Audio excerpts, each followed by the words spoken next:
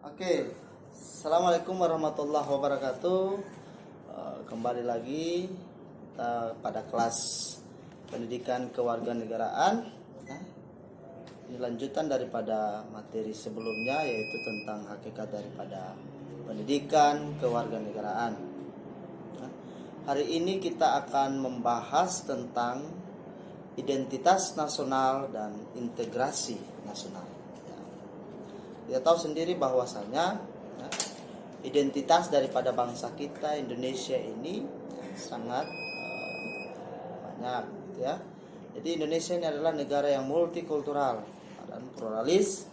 Untuk itu, bagaimana kita mengintegrasikan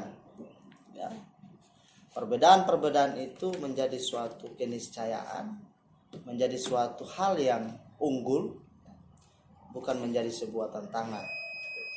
Oke, kita masuk pada materi identitas nasional. Kita lihat pada pengertian identitas nasional. Di sini adalah kumpulan budaya. Kenapa?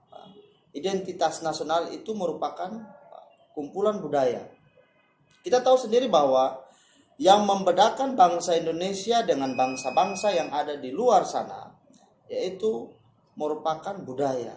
Karena bangsa Indonesia merupakan ciri khas sendiri, ciri khas sendiri yang membedakan bangsa Indonesia dengan bangsa-bangsa yang ada di luar.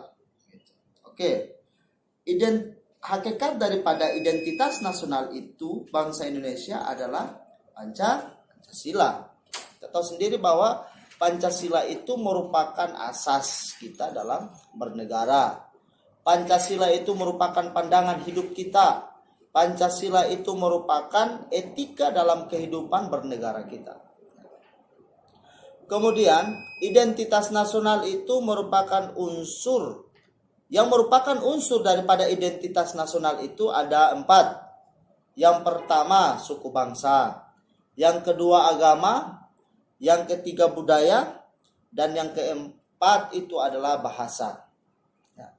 Unsur-unsur identitas bangsa kita lihat bahwa suku bangsa kita pertama dari suku bangsa. Indonesia itu mempunyai suku bangsa yang sangat banyak atau majemuk. Kemudian yang kedua, agama. Kita tahu bahwa bangsa Indonesia memiliki banyak keragaman agama. Islam, Kristen, Hindu, Buddha, Konghucu, dan aliran. Kemudian budaya.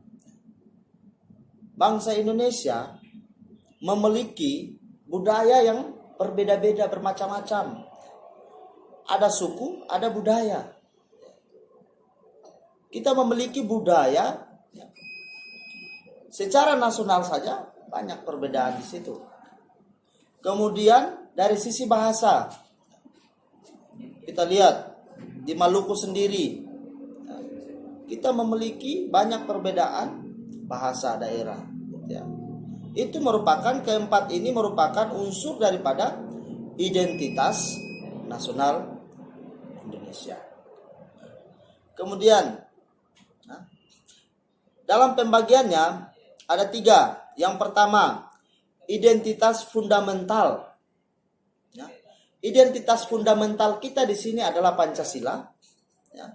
Kemudian identitas instrumental itu adalah Undang-Undang Dasar tahun 1945 yang mengatur tatanan kehidupan kita yang dijadikan sebagai hukum positif dalam kehidupan berbangsa dan bernegara.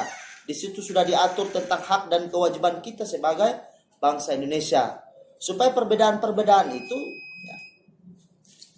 tidak menjadi suatu kekacauan atau kegaduhan, tetapi di sini membutuhkan sebuah hukum untuk mengatur itu secara nasional.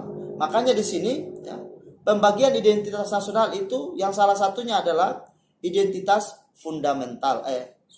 identitas instrumental, yaitu Undang-Undang Dasar tahun 1945. Kemudian yang berikutnya adalah identitas alamiah. Identitas alamiah ini dibentuk sendirinya. Contoh, kita punya gotong royong dan sebagainya. itu identitas kita secara alamiah gitu ya. Dia lahir daripada budaya kita sehari-hari dalam pergaulan berbangsa dan bermasyarakat, berbangsa dan bernegara. Oke. Jadi di sini ada 3 pembagian ya. Yang pertama itu adalah identitas fundamental, yaitu Pancasila sebagai ideologi negara. Kemudian identitas instrumental, yaitu Undang-Undang Dasar tahun 1945 sebagai hukum dasar bernegara. Kemudian identitas alamiah atau budaya-budaya sejak zaman dulu yang sudah melekat pada bangsa Indonesia. Nah, kemudian kita lihat kepada integrasi nasional. Ya. Kita lihat pengertiannya. Penyusulan unsur yang berbeda. Penyusulan unsur yang berbeda. Ini berarti bahwa kita harus mensinkronkan. Ya. Unsur-unsur yang tadi, perbedaan-perbedaan yang tadi, perbedaan suku, agama, budaya, bahasa, itu bagaimana kita mensinkronkan. Faktor pendukungnya apa? Yang pertama adalah sejarah. Kemudian yang kedua, keinginan bersatu. Yang ketiga, cinta tanah air. Yang keempat, rela berkorban. Dan yang kelima ada konsensus nasional. Kita tahu bahwa sejarah kita sama-sama dijajah oleh Belanda. Kemudian keinginan bersatu. Dengan asas nasionalisme dan Sumpah Pemuda, kita berjanji untuk bersatu. Untuk mengusir penjajah dari tanah Indonesia. Kemudian cinta tanah air, rasa nasionalisme. Kemudian rela berkorban. Kemudian konsensus nasional. Yang menyatukan kita itu adalah salah satunya adalah konsensus nasional. Di situ ada Pancasila, Undang-Undang Dasar, dan NKRI. Dan Bhinneka Tunggal Ika. Kemudian faktor penghambat. Jadi tidak semudah itu menyatukan bangsa ini. Pasti ada faktor penghambat, ada faktor pendukung gitu ya. Nah, kita lihat ada faktor penghambat di sini. Yang pertama adalah heterogen.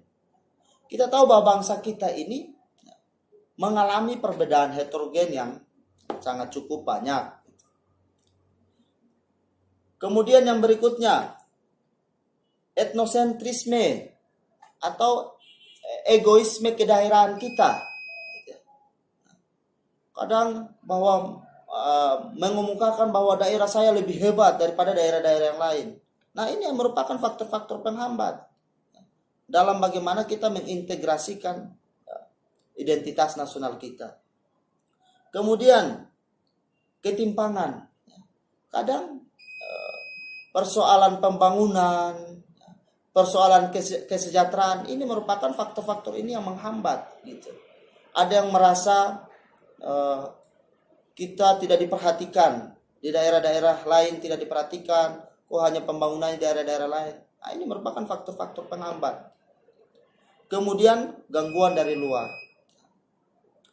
Gangguan dari luar contohnya mungkin ada serangan-serangan atau adu domba dan lain sebagainya, kestabilan negara tidak terjamin. Nah, ini faktor-faktor penghambat ada 4 tadi, heterogen, ya, kita sangat berbeda budaya dan lain sebagainya. Kemudian etnosentrisme atau kita mengunggulkan satu daerah sendiri, egosentris gitu. Kemudian adalah ketimpangan, ini menyangkut dengan kesejahteraan. Kemudian gangguan dari luar. Kemudian bentuk integrasi nasional. Bentuk integrasi nasional ini terbagi menjadi 2. Yang pertama itu asimilasi, percaturan budaya. Contoh, ketika Bapak Jokowi ke luar negeri, walaupun dia pakai jas, tapi dia pakai kopea. Itu menunjukkan bahwa dia membawa budaya daripada Indonesia, yaitu songko tadi. Kemudian akulturasi. Akulturasi ini adalah percaturan budaya juga dari dalam. Walaupun jas itu bukan suatu budaya Indonesia, tetapi di situ kita bangsa Indonesia menggunakan jas ketika ada acara-acara resmi. Tetapi kita tidak melupakan integrasi nasional kita atau budaya identitas kita. Identitas nasional menggunakan Eropea. Oke. Yang kelima, di sini definisi integrasi menurut Myron Binet 1975, dia mengungkapkan teori 1975, yaitu yang pertama, penyaturan kelompok budaya. Yang kedua, pembatasan wewenang kekuasaan. Yang ketiga, menghubungkan pemerintah dan yang diperintah. Yang keempat, konsensus terhadap nilai. Dan yang kelima adalah perilaku yang terintegrasi. Kita lihat satu-satu. Yang pertama, penyaturan kelompok budaya. Bagaimana integrasi nasional ini? Kita harus secara nasional, budaya-budaya kita ini jangan dijadikan sebuah perbedaan yang diatur dalam konstitusi nasional. Tetapi budaya ini menjadi kekuatan besar oleh bangsa kita untuk bagaimana dijadikan sebagai identitas daripada bangsa Indonesia. Kemudian yang kedua, wewenang kekuasaan. Pembentuk wewenang kekuasaan ini berbicara tentang demokrasi. Demokrasi merupakan pemerintahan dari rakyat oleh rakyat dan untuk rakyat. Ini sudah seharusnya kita sebagai warga negara memilih presiden kita yang menentukan pemimpin-pemimpin kita supaya tidak terjadi kekuasaan yang semena-mena, tetapi pemimpin yang betul-betul dari rakyat. Kemudian yang berikutnya, yang ketiga, menghubungkan pemerintah dan yang diperintah.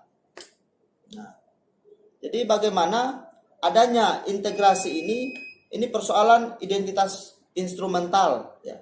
Bagaimana sudah diatur hak dan kewajiban pemerintah dan hak yang mengatur tentang hak dan kewajiban antara pemerintah dan rakyat.